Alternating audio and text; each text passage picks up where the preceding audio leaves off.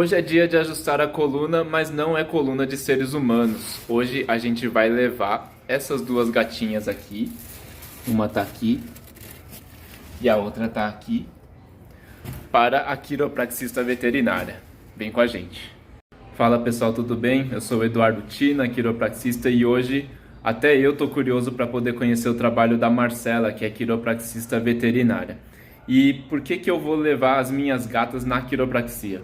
Horas, elas têm coluna vertebral, elas têm sistema nervoso percorrendo o corpo delas e elas também passam por estresses físicos, químicos e emocionais como muitos seres. Então, existe interferência da coluna no funcionamento do organismo delas. Mas o motivo maior é poder proporcionar uma condição melhor para o corpo delas funcionar.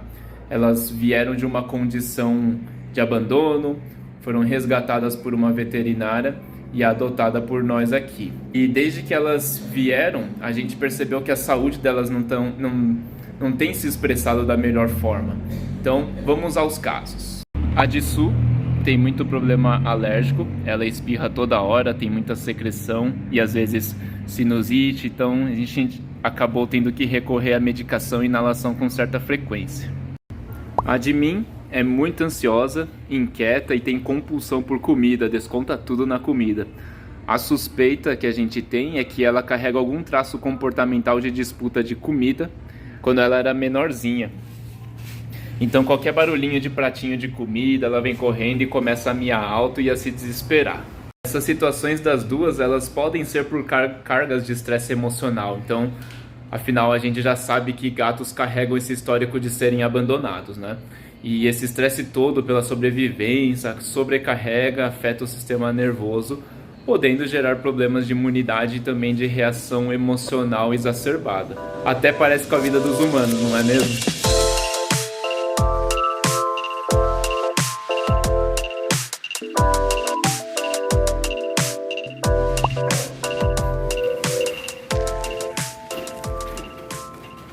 Explicar pra gente como é que você encontra as subluxações, né? E se, por exemplo, tal como é nos humanos, às vezes você escuta também cavitações estalinhas. A cavitação, ela é muito mais rara, tá? Muito mais rara mesmo. Em gato, vou te falar que é extremamente raro. Em cão, às vezes você escuta algumas cavitações, mas é muito mais raro do que em humano. Humano é normal, né? Você fala, nossa, como está crocante. Em animal é muito mais difícil você ter a cavitação. Mesmo porque cavitação não significa que é ajuste bem sucedido. Como que eu vejo bastante? Em gato, normalmente, eu avalio muito a parte paravertebral. Então, eu avalio bastante a musculatura paravertebral, como que tá, e na própria palpação você consegue sentir esse desalinhamento, né? Ou mesmo por conta do reflexo do animal. Então você tem que sempre prestar atenção no que ele te diz. Porque como o gato ele é muito mais flexível, às vezes a gente não consegue sentir na própria palpação vertebral. Mas foi aquilo que eu te disse anteriormente. Se a gente tem uma hiperreflexão em musculatura paravertebral, eu dou um estímulo ali de qualquer jeito, porque provavelmente você tem um complexo de subluxação vertebral naquele local. Tanto que você vê que depois que você ajusta, melhora esse hiperreflexo. O que a gente consegue palpar bastante em gato realmente é a rotação de pelve, que é bem comum, e cervical. Cervical é mais fácil também. Cão a gente consegue sentir bem aonde tem, que são dois animais bem diferentes, né? A gente trata como igual, mas de igual. Em cão a gente consegue sentir bem essa falta de movimentação no segmento que está com o complexo de subluxação. Então você sente que tem uma falta de movimentação na hora da palpação, você vê uma hiperreatividade de musculatura, né, adjacente, e você vê também a resposta do animal. Então ele te responde, aqui tá, ele reclama, sabe? Depois do ajuste, você vê que ele fica mais tranquilo. Então, em cachorro é mais fácil de você ver. Tá. Mas em casa, para quem já tem um pet lá, né, o cachorrinho ou o seu gato, existem alguns sinais clínicos que a gente pode começar a suspeitar e observar e falar, acho que posso procurar um quilo e levar? Principalmente se, assim, todo mundo que mora em casa que tem piso liso, deveria procurar um quiro frequentemente, pelo menos para uma manutenção. Porque aquele animal que anda em piso liso, ele escorrega bastante, né? E o escorregar ele precisa ficar se controlando ali, e isso causa muito complexo de subluxação. E muitas vezes isso daqui a um tempo vai virar uma hérnia. Então, quanto antes você conseguir uma manutenção, mais você consegue prolongar ou até inibir que isso vire um problema ortopédico de fato, né? Então, e piso liso hoje em dia em apartamento é o que a gente mais tem, né? Animal que fica sobe e desce de sofá o tempo inteiro, de cama, pula e corre e escorrega, e aí você vê que ele escorrega e cai. Então isso é a coisa mais comum que a gente vê de causas de problema de complexo de subluxação em animal. Então todo mundo que tem um piso liso deveria ter um controle, um acompanhamento, evitar piso liso, então colocar tapetes, né? Colocar rampinhas para sobe e desce de sofá, de cama. Existem várias dicas que a gente consegue fazer de manejo para minimizar essas lesões. Principalmente animais condrodistróficos, né? Aqueles animais que são compridos, tipo salsichinhas, né? Eles têm muito problema de sustentação.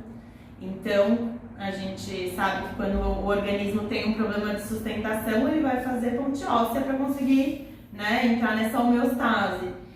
E a ponte óssea não é necessariamente uma coisa boa.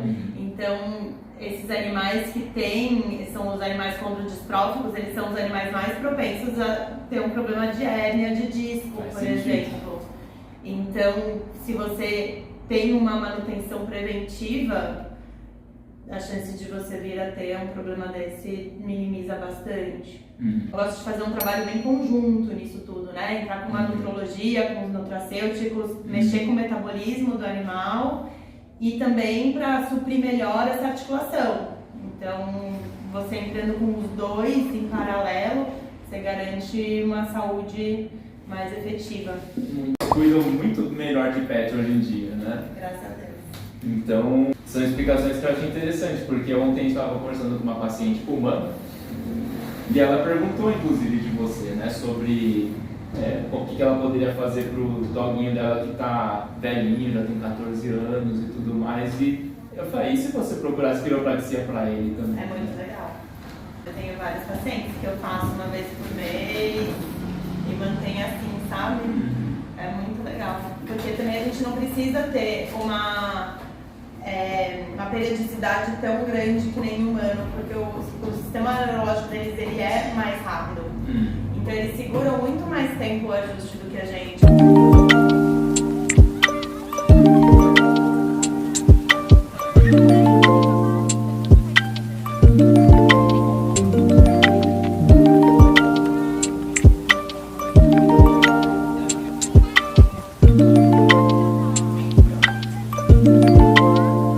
A Marcela avisou que depois do ajuste provavelmente elas ficariam sonolentas e olha, essa aqui já dormiu e essa aqui tá quietinha aqui no meu colo.